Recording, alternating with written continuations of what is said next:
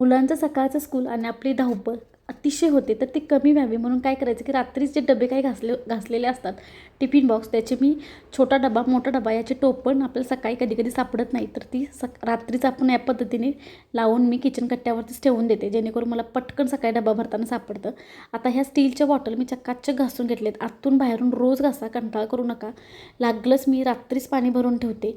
आणि मी सगळ्यांना सजेस्ट करेन, तुम्ही जर मुलांना टिफिन बॉक्स देत असाल आणि बॉटल देत असाल तर प्लास्टिकची बॉटल डब्बा अजिबात देऊ नका, स्टीलचाच वापर करा. या पद्धतीने मी छान असं भरून पुसून वगैरे मुलगीच्या टिफिन बॉक्समध्ये लागलंच ठेवून देते. आता दोन बॅगा आहेत, मी रात्री एकाच बॅगेत ठेवून देते बॉटल, सकाळी वेगवेगळ्या बॅगेत ते ठेवून देते. आणि जी काही तुम्ही सकाळी जी भाजी बनवणार आहे ती पण रात्रीच तुम्ही जर नियोजन करून ठेवलं तर सकाळची आपली गडबड होत नाही. या पद्धतीने झाकून वगैरे ठेवून द्या.